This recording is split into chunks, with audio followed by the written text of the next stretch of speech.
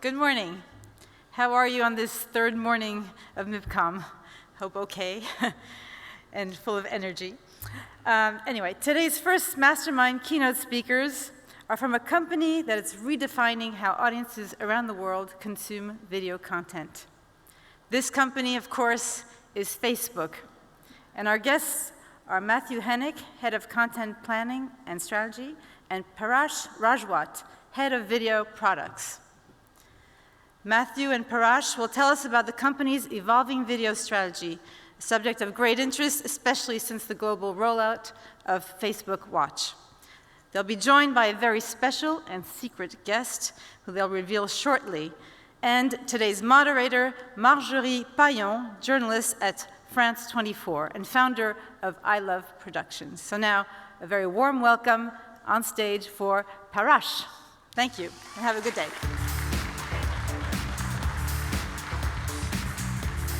Good morning. It's great to be back at Mipcom. I'm Paresh, and I head up video products at Facebook. We have made a lot of progress with Facebook Watch since we were here last year. So today, I want to share with you some of the exciting developments on Watch, how we think about content, and our vision for entertainment on Facebook. We are also thrilled to have some very exciting news for you later. Let me first take a step back. Watch is Facebook's video destination where people can catch up with videos they love and start conversations with their friends, other fans, and the creators themselves. Let's take a look at what Watch is today.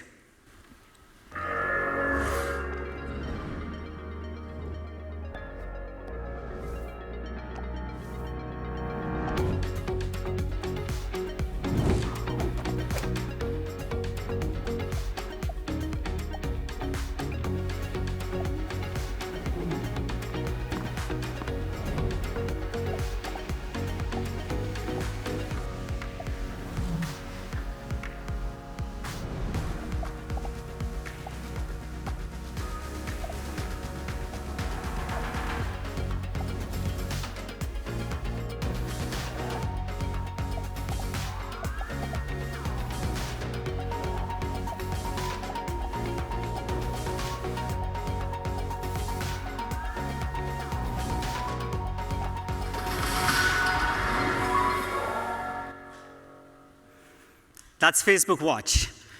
We launched Watch a year ago in the US in August, and since then, we have seen incredible momentum. Just in the US, every month, over 50 million people come to spend and watch videos for at least a minute in Facebook Watch. And the total time spent on Watch has grown up a lot. It's increased by 14 times since the beginning of the year. And we know that when people come to Watch, they come with an intent to watch videos. Because when they are there, they spend 5 times longer watching videos compared to when they watch videos in Newsfeed, where they are more in the discovery mode. We have made a lot of updates to Watch, including opening Watch to pages, all pages. So now we have content and videos from pages in addition to the shows, giving our users a lot more choice to choose from, and also for our partners, a new way to distribute content. Videos on Facebook have continued to grow exponentially, and because of which we have brought Watch to all international markets. Watch is now globally rolled out and should be in every market around the world.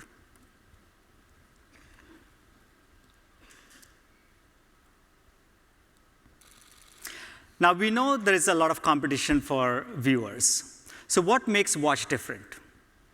What is unique about Watch is that it's grounded in the principle that watching videos doesn't have to be a passive experience and can instead connect you with others. Our mission, therefore, is to create shared experiences and a sense of belonging through videos.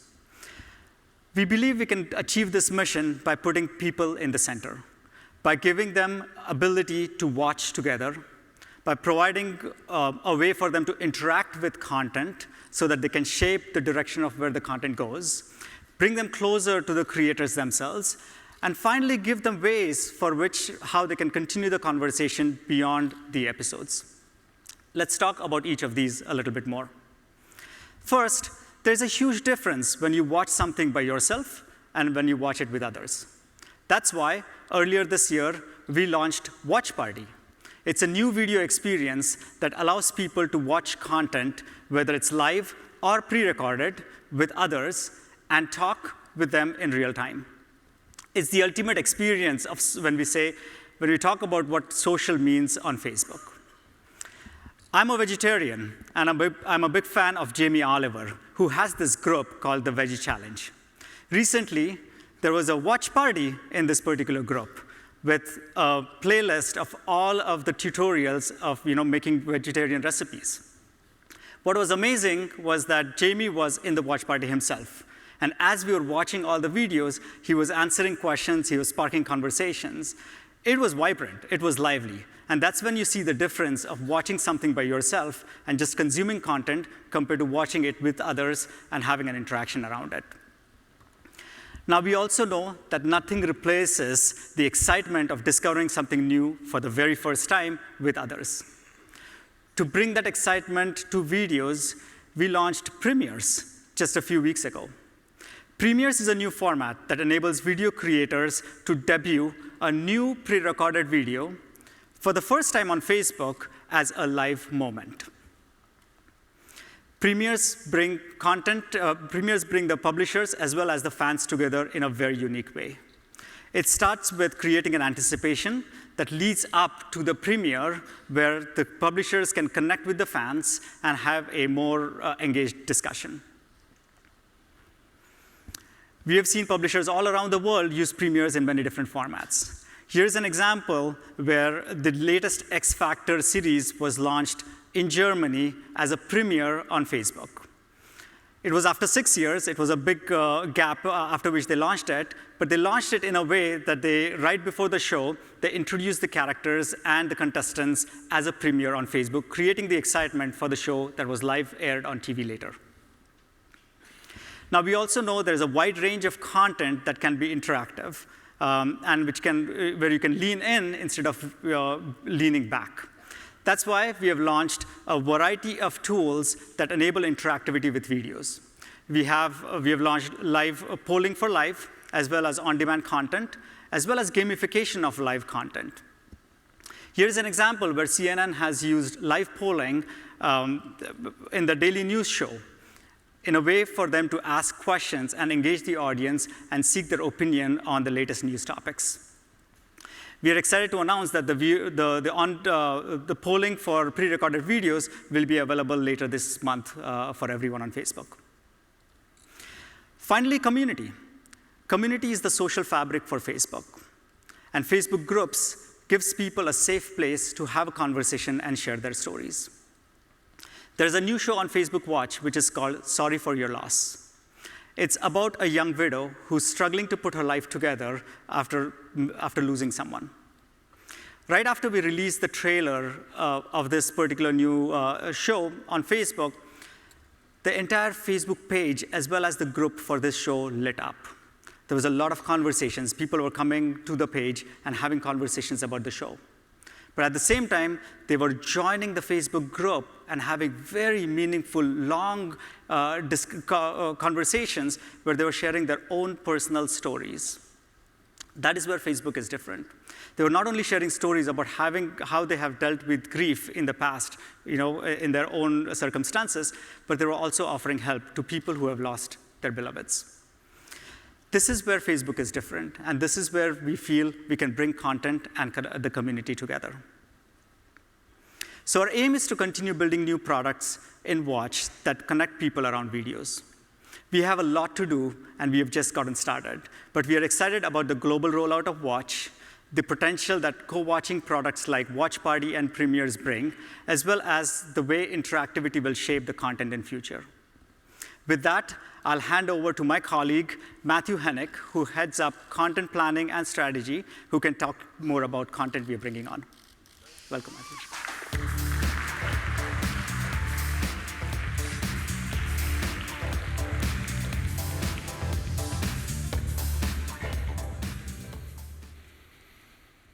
Thanks, Paresh. It's been quite a first year for us at Facebook Watch. Facebook Watch now has become a global open distribution platform for content owners to tap into their existing audiences and engage them in new ways, make money from their content, and importantly, find new audiences in order to build more value for their IP and their formats.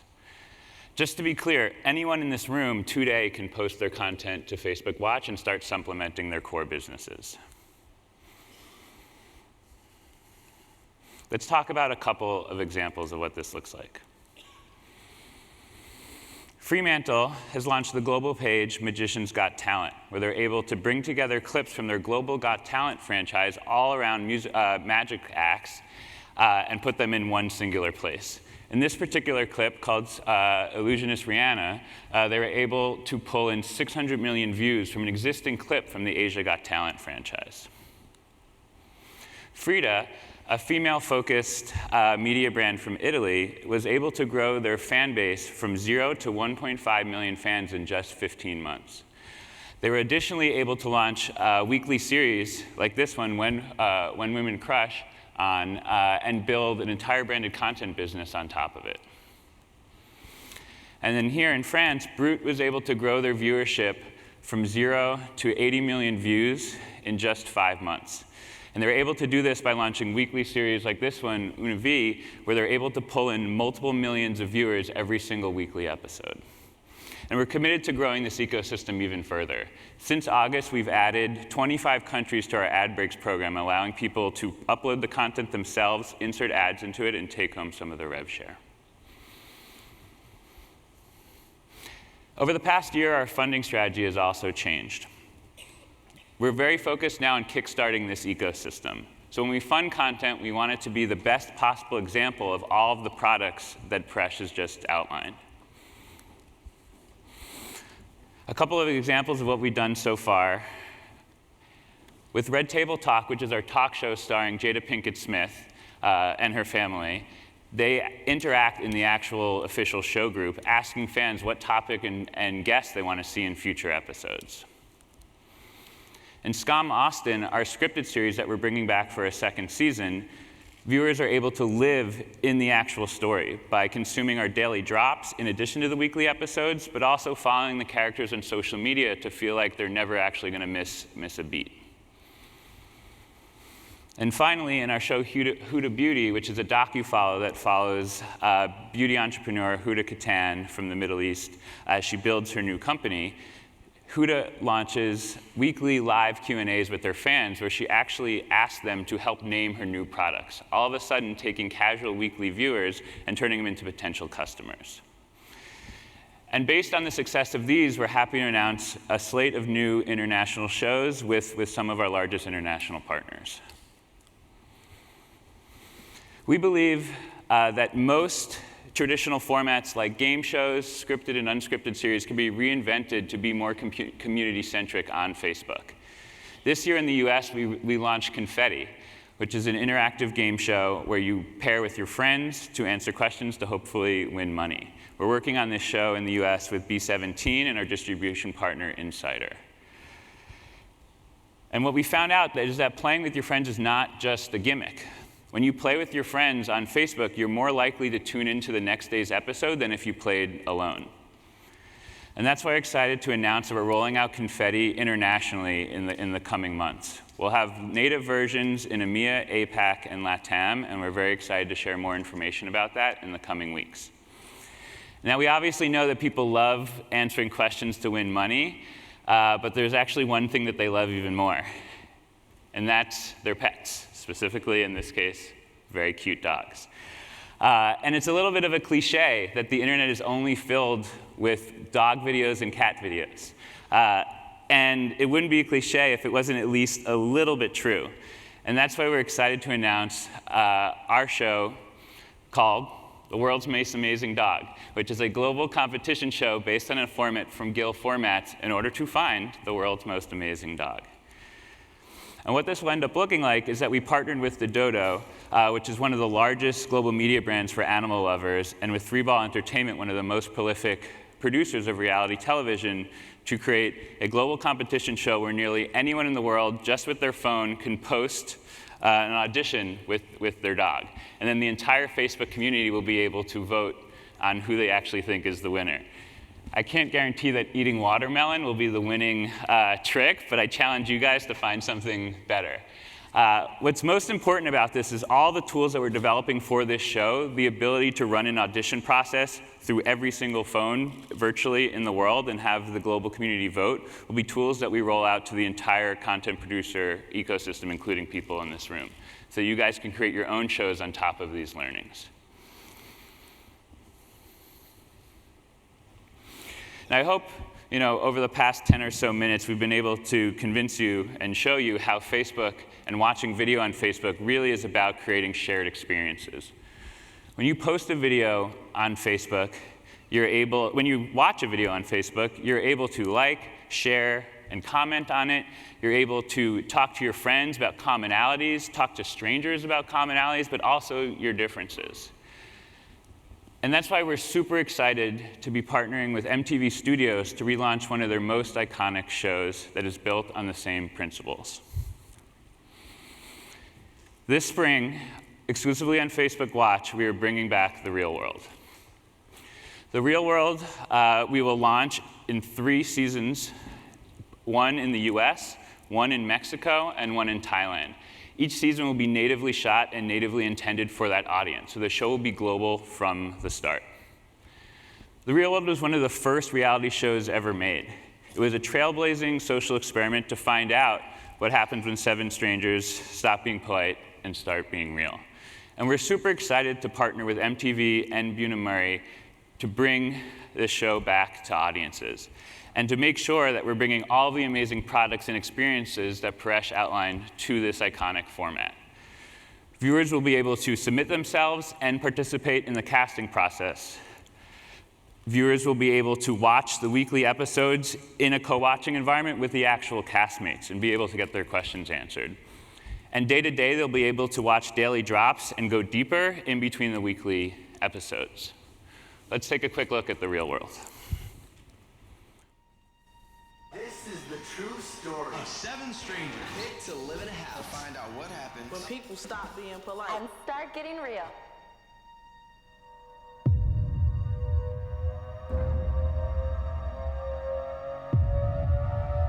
I'm transgender.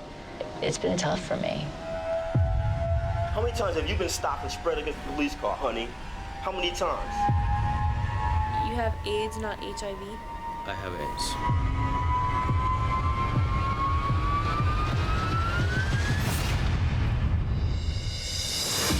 Holy, this is really happening right now.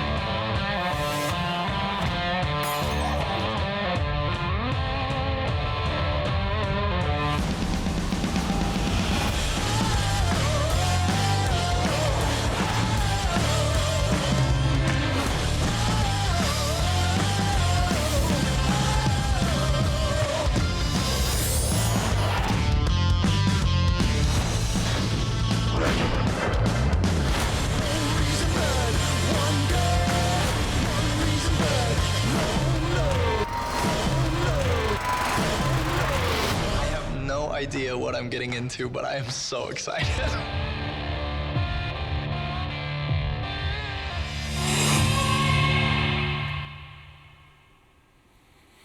And with that, I'm thrilled to bring Chris McCarthy, president of MTV, to the stage, along with Marjorie and Paresh, to talk more about The Real World.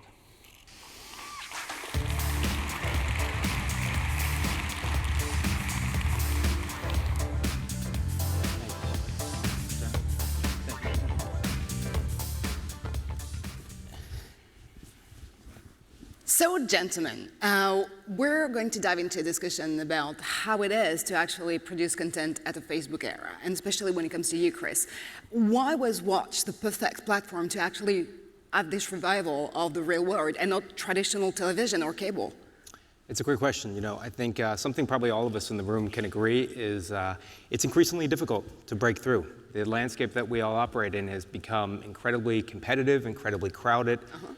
And there's more and more content. In fact, from a pure volume perspective, there's probably not even a need for more content. And that's where the exciting part comes in. As storytellers, we have a new role. We have to spark a cultural moment. We have to create that need and unlock a passion point within someone's self as they're watching that unleashes a whole new need. And that's what the real world did when we launched in 1992. It sparked an entire new generation of content. It created reality television. But it was also the first time that people began to see difference and had understanding of different cultures, different reasons, different people. Now, when Facebook launched, it changed the world. It connected 2 billion people from around the world and created all new types of friends and experiences. And so for us to want to bring the show back or need to bring it back, we would want to do it in an entirely different way, for an entirely new generation to have those shared experiences, but to not just have them once a week, but to engage the audience in an ongoing discussion, unpack all different cultures in each region. And that's why we're so excited to bring the show back for a whole new generation. And hopefully we'll be creating a new form of genre, one we're calling shared reality TV. Shared reality TV. So actually, speaking of discussions, of course, the show has broke so many different social issues over the past, seasons, and it's driving a lot of conversation and engagement, of course. But are every single, type of questions being able to be asked on the real world Facebook version? Would you, let go any type of stories on this show? And what are you expecting? What will lead the conversation in these brand new seasons? It's a great question. I think, for each culture, it's different, and our teams and have been working together, and our research and both production teams around the world have been working together to unpack what those cultural issues that need to be talked about. There's so many different taboos and cultural differences within each. So in Thailand, we tackled identity, sexual identity in the first real world. In Thailand, there's over 18 gender identities. And so we think that that's going to be an incredibly rich opportunity to unpack that for that unique culture. In Mexico, all different sets of issues, timeless coming-of-age moments, but the way that they execute or happen in Mexico are very different than Thailand and going to be very different than in the US. And we think that's why we'll be able to tackle so many different topics that are unique to each culture. But again, what if the debate actually eats up on the show? Did you guys on the Facebook part of it have some staff that are going to moderate the platform? Because actually, even content creators have to follow some guidelines on Facebook. Yeah, so we have Facebook has community guidelines. And ideally, it's a platform that is open for conversations, unless and until it's within the community guidelines, right? So we do want people, and as the show evolves, express and connect and have conversations around the key topics that needs to be discussed. If it's within community guidelines, it's all a fair game. If it crosses the community guidelines, that's when we take a look into things. And that's where you're going to edit the show in a different way. But I thought that the entire opportunity to actually have the real world revival on Facebook was definitely about engagement and about interactive tools. So what do you expect from this side on the tools and interactivity with the audiences? 100%. When I was watching the Facebook Watch launch tape, you think about co-watching. So many of us, when the show came out the first time, there was co-viewing. People were getting together in colleges around the country or in their hometowns and to speak and have conversation around those characters and the issues that we unpacked. Today, we don't have to wait to do that in person. We can do that not just once a week, but because of all the tools and the platforms, we can have those discussions in real time when there's an actual hot topic that needs to be discussed. We can release more content and go deeper and create more engagement and create another community. And that's where we think it's going to be incredibly powerful, because it's not just once a week, but it's an ongoing discussion with the audience, and they'll be helping to drive that. Tell me more about the 3 different countries you actually chose for this upcoming season. So there is the US, of course, there is Thailand, and there is Mexico. From the MTV side and point of view, does it bring more cultural type of issues, of course, to engage and to discuss about, but why those specific cities and countries? Those locations are great because they're so different. I think the coming of age and what it's like to grow up in Thailand is going to be incredibly different than in Mexico and in the US. So we're able to tackle different topics that are very unique to those cultures. And I think, and these guys can probably speak better than I can on the adaptation of Facebook in those markets, but it's massive, and the brand awareness of MTV is also. So it's a perfect partnership together. And what do you get out from it on the Facebook side? I guess it's also super interesting when it comes to improving the social graph and how to actually see the data of the users in Thailand, Mexico, and the US coping differently with the show. Yeah. You want to take that? Sure. Yeah, I mean, I think you hit it on the head with talking about the social graph, which is obviously being able to share videos with your friends and watch together is an incredibly powerful thing, and then be able to create new connections around it to improve the graph is something we're very excited about. And do you have any plans, and I'll let you have some water, but do you have any plans on expanding on other type of cities or countries after this very first season? Yeah, not to put these guys on the spot, but we would love to. You know, we think that that's, if we do our job right, we spark the right conversations, the right engagement, we'll hopefully be able to expand to more and more locations. So I totally get it about the conversation and the drivers that are actually going to get me watch the real world again on Facebook. And I do understand what Facebook get out of it. You know, more engagement. Of course, Facebook wants us to be, through videos, more and more captive and active on the platform. But what do you guys at MTV get out of it? Totally. You know, we get a whole new opportunity to reinvent and to reach out to a whole new generation. You know, we've been dealing with young audiences and had the pleasure to program to young audiences for over 35 years. And each generation, we have to, when each generation comes up, we actually need to blow ourselves up. And we need to forget everything we knew to create an entirely new MTV for an entirely new generation that has unique issues. And we're no longer, you know, we're in a world where we're no longer contained on one platform. It's not cable, it's not mobile, it's not digital. You know, it's not either or, it's all about more. And with the Facebook partnership and the Watch app, we're able to yet again reinvent this amazing property for a whole new generation in a very different way. So we actually had the conversation before about the fact that maybe 2018, 2019 is the year where frenemies when it comes to content creators are being partners again. How do you see this debate, you know, going? Of course, now you stated the fact that MTV needs to be an at-a-wad type of content creators, that you need to be available for your younger audiences anytime, anywhere, and on any type of devices or platforms. But how do you see the future coming from that perspective? We think it's going to be incredibly rich and exciting. You know, we have one of the largest libraries of youth and music IP in the world. And for the first 35 years, you know, we spent amassing and creating more and more IP. Now, you know, the hardest thing to do, as we talk about, is to break through. And you need strong brand, and you need a powerful IP, and an amazing platform to do that. So, you know, we barely even tapped some of our IP, and we think that's a whole new opportunity to create that and unlock that and create that for new generations on different platforms all over the world. Which brings me to a question on the Facebook side of the panel, actually. So we're, of course, all in the competition for the time, for the engagement, for the money of our users / audiences. What draws you first to this partnership with MTV? Was it MTV as a powerful media brand, or was it about the real world? So is it about the media brand or the content itself? In this case, I'm lucky to say that it was both. I mean, the real world is one of the most iconic formats for young people over the past almost 30 years. And MTV has always been at the forefront of figuring out how to tackle new media spaces, from music videos to all of their work in animation and then into unscripted and scripted. It just made sense that we could do these things together in the same place. And from a product perspective, it's a great partnership. I mean, we actually look at this thing as a very complementary strategy for the great content that MTV has and the platform and the tools we have. And bringing that together, bringing the community together, it's a great example of doing that. So it's all about empowering communities, right? Yeah. Okay. I mean, time is really flying on this stage, but I still have a couple of questions, though. We super rapidly saw one feature in your presentation, Paresh, about sports. Are you planning to dive into more sports type of content, maybe live sports content?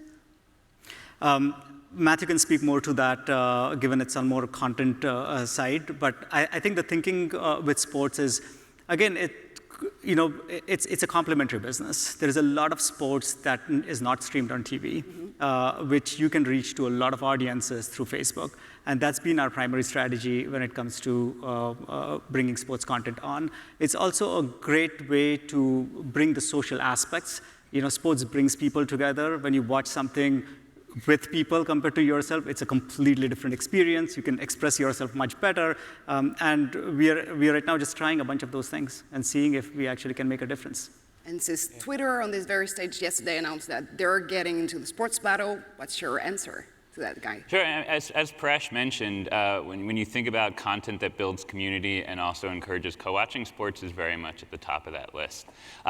What we're super excited about is that we can play at both ends of the spectrum of niche sports. We're doing incredibly well. We just had the World Championships of Ironman on our platform last week.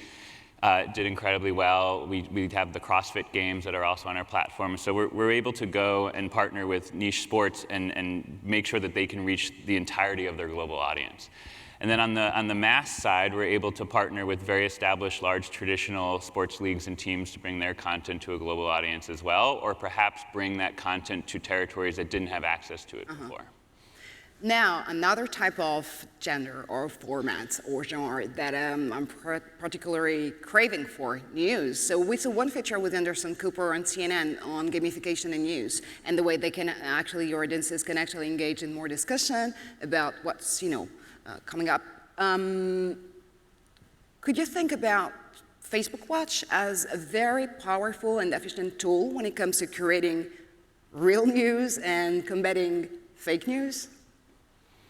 Sure. I mean, we take fake news incredibly seriously, not just at Watch, but at Facebook overall. And over the past year and a half, we put a lot of systems in place to find it and to eliminate it at a content level. For Facebook Watch, we want people to be able to log on and find the creators and the producers that they love and they want to catch up on, whether that's news or different content. We want the system to give them what they want to see.